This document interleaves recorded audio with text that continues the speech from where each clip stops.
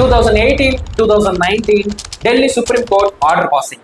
அதாவதுங்க, இந்த Delhi supreme court பாத்தீங்கன்னா எல்லா ஸ்டேட் கவர்மெண்ட்டுக்கும் ஒரு ஆர்டர் பாஸ் பண்றாங்க. என்னன்னா 2001 to 2015 ஆர்டர் பிரகாரம் எல்லா ஸ்டேட் கவர்மெண்ட்டும் அவங்க ஸ்டேட்ல இருக்கிற ஸ்ட்ரே டாக்ஸ் பாப்புலேஷனை பாத்தீங்கன்னா நீங்க வந்து ஏபிசி பிளஸ் ஏஆர்பி பண்ணுங்க அப்படின்னு சொல்லிட்டு ஸ்ட்ரிக்டா ஒரு ஆர்டர் பாஸ் பண்றாங்க.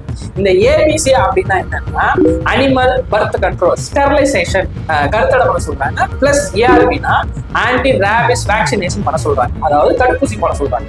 ஸோ இந்த ரூலை பாத்தீங்கன்னா ஸ்டேட்டுக்கு போகுது. ஸ்டேட் பாத்தீங்கன்னா ஸ்டேட்ல இருக்கிற முனிசிபாலிட்டி ஆஃபீஸ்க்கும் கார்பரேஷன் ஆஃபீஸ்க்கும் பாத்தீங்கன்னா இதை கன்வே பண்றாங்க.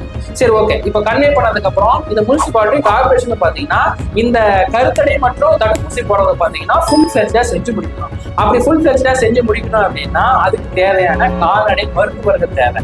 ஆனா கவர்மெண்ட் கிட்ட அந்த அளவுக்கு கால்நடை மருத்துவர்கள் பாத்தீங்கன்னா இல்லை. ஸோ அதனால இந்த முனிசிபாலிட்டி ஆஃபீஸும் கார்பரேஷன் ஆஃபீஸும் என்ன பண்றாங்கன்னா லோக்கல் என்ஜிஓஸ்க்கு வந்து சில டெண்டர் விடுறாங்க. இந்த லோக்கல் என்ஜிஓஸ்னா இந்த ப்ளூ கிராஸ், இந்த பீப்புள் ஃபார் அனிமல்ஸ் பிஎஃப்ஏ, இந்த மாதிரி லோக்கல் என்ஜிஓஸ்க்கு பாத்தீங்கன்னா இந்த ஆர்டர் டெண்டரை பாத்தீங்கன்னா கொடுக்குறாங்க. ஸோ இந்த டெண்டர் விட்ட உடனே இந்த லோக்கல் என்ஜிஓஸ் தான் பாத்தீங்கன்னா இந்த ஏபிசி கருத்தடையும் தடுப்பூசியும் போறது பாத்தீங்கன்னா செஞ்சுக்கிட்டு வந்துட்டு இருக்காங்க.